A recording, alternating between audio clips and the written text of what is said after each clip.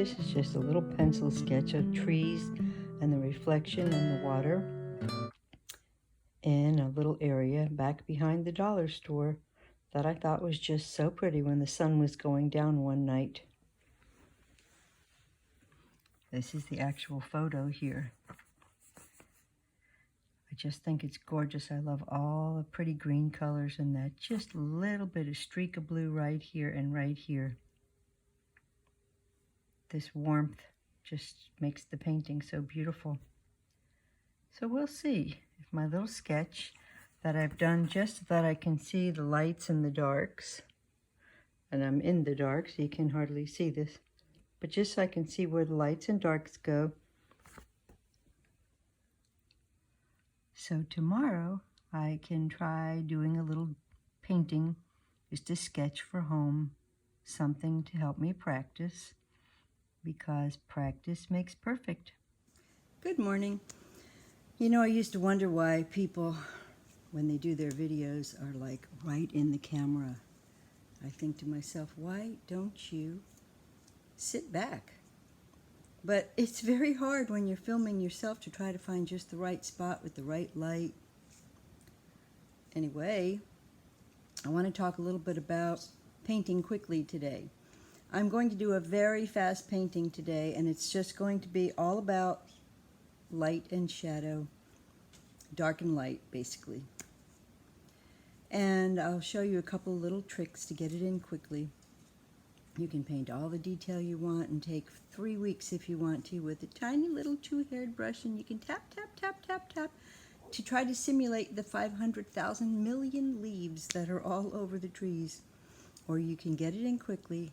We will get the concept very fast, put a little drama in with some light, and you will have achieved the same thing, but it will not be photorealistic. It will, however, be full of emotion, which is what I paint for, to translate and communicate the emotion that I felt at that scene at that time. I don't care if you see every little leaf. I just want you to feel what I felt.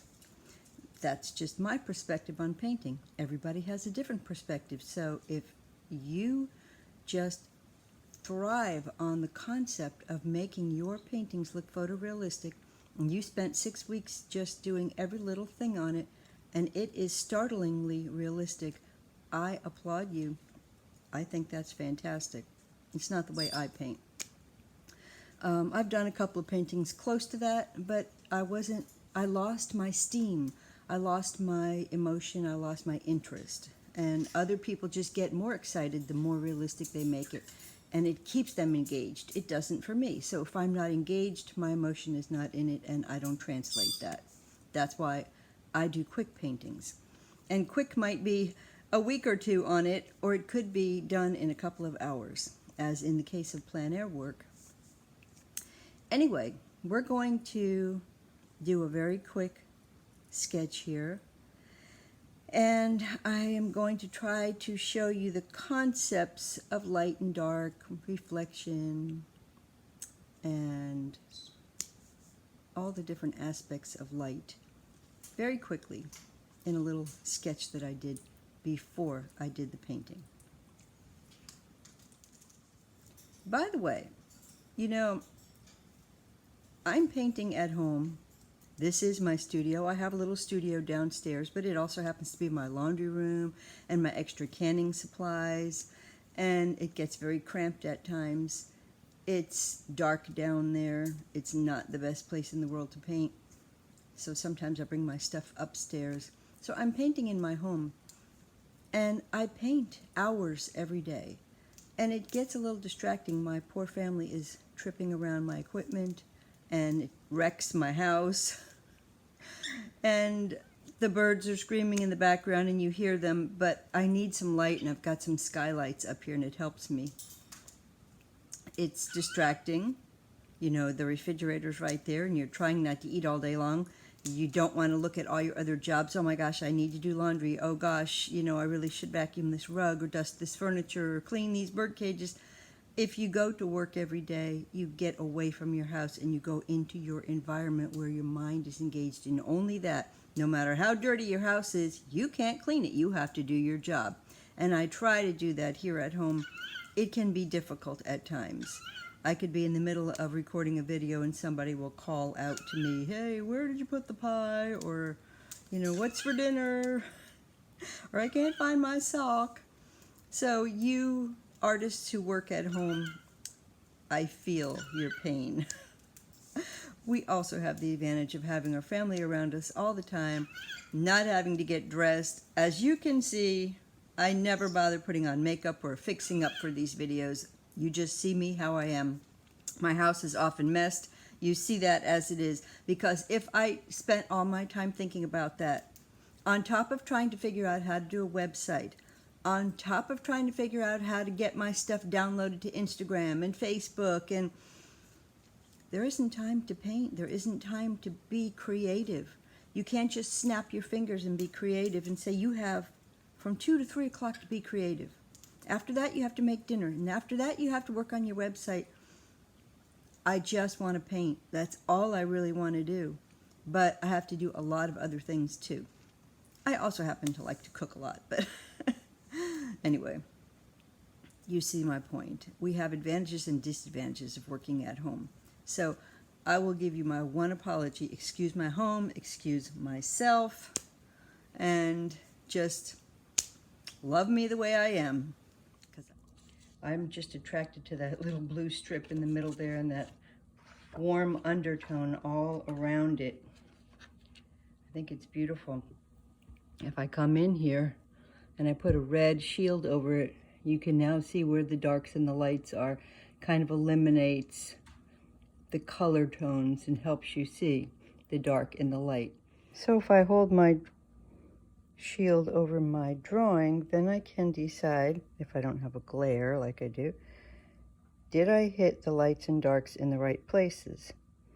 And for the most part, yes. I need more darks, but I think I've got the look I'm trying to go for here. So next I transfer just a general sketch onto my canvas paper.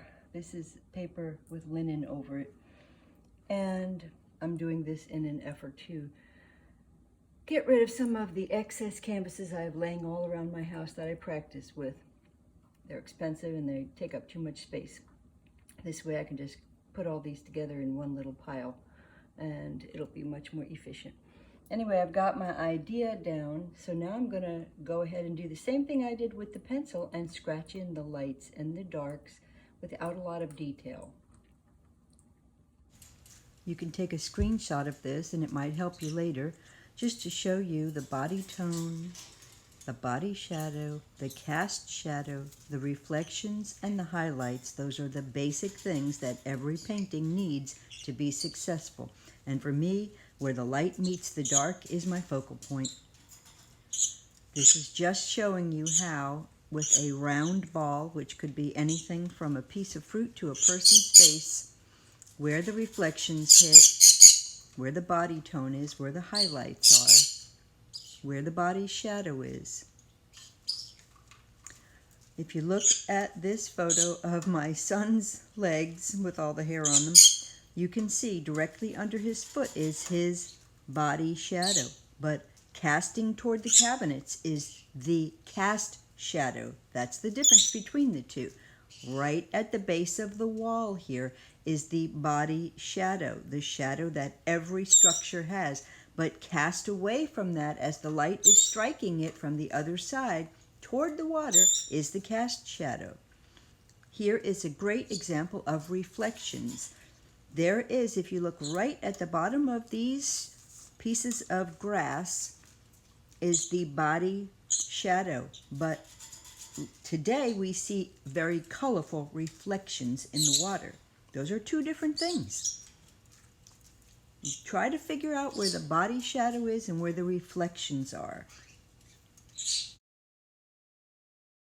So you'll notice in these lemons that the true color or the body color is sort of in the middle of the lemon there, but there is the highlight where the light is hitting right on the top of the lemon. That's coming from the light source, and of course underneath the lemon is the body shadow. This is a time lapse of how I just get the paint down with my lights, my darks, and my mediums. It's not that important what the color is. From here you can put all the detail in you want, and I will show you the painting when it is completed. I'm working a little bit more on it, and I have 2 or 3 progressive pictures, and then finally the reveal in the end. I will take this linen and mount it on some gator board or a small, very thin piece of plywood, 1/4 inch, and then frame it. Thanks for joining me. I hope you enjoyed it.